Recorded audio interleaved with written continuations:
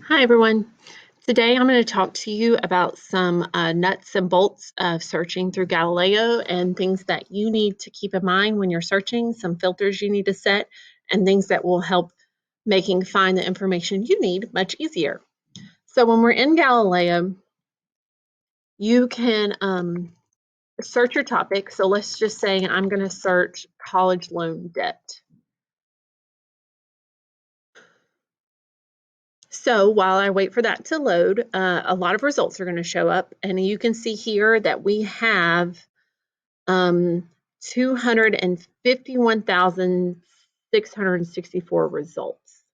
That's a lot, and we don't have a lot of time to go through all of these to see which ones are the best. So there are some filters that I need to set right off the bat to make sure that the results I'm getting are the best ones for me in my research. So the first filter you want to set is full text.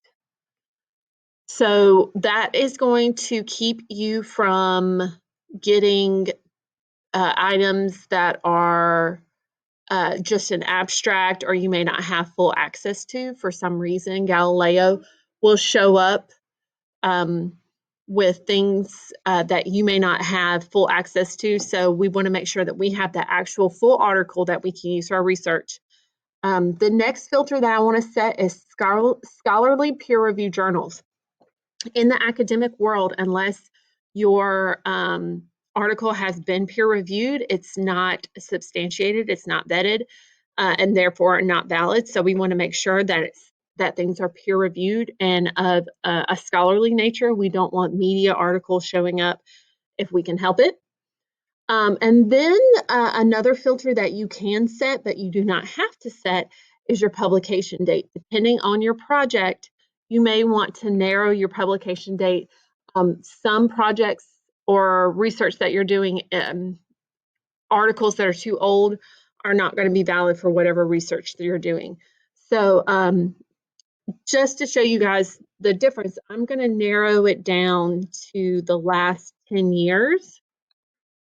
And usually your teacher, or if you're in college, your professor will have a suggestion on how old your articles can be for them to be valid for your research.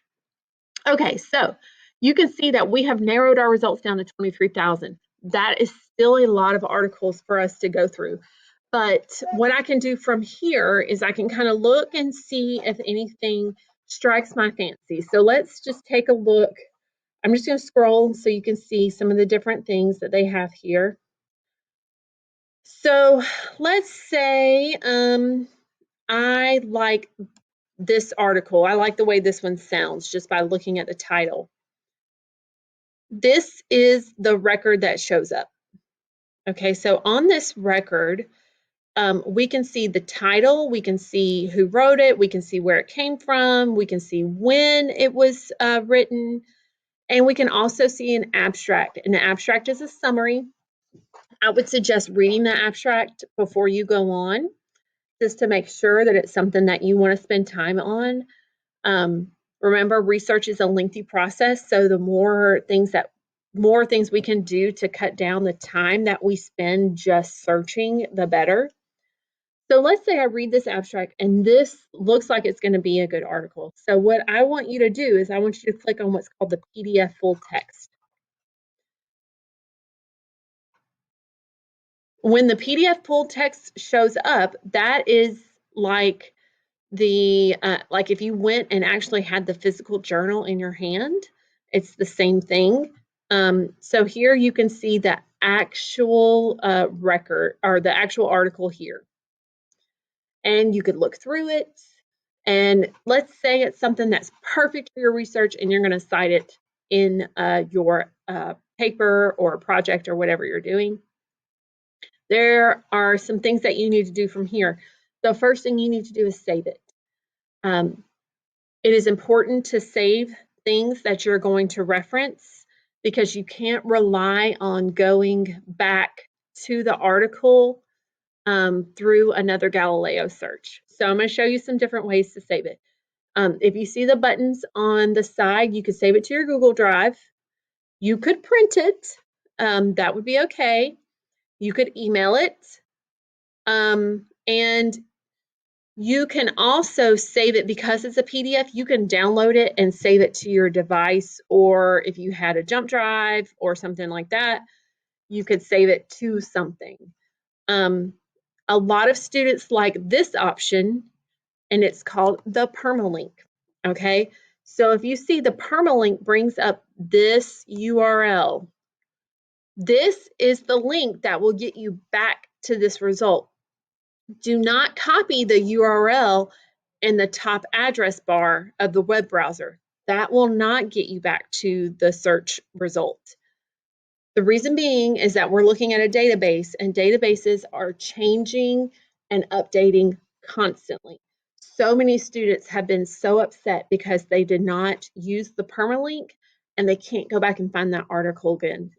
It is really hard to get back to the same exact results that you had for a previous search, especially if you're doing it weeks after the fact.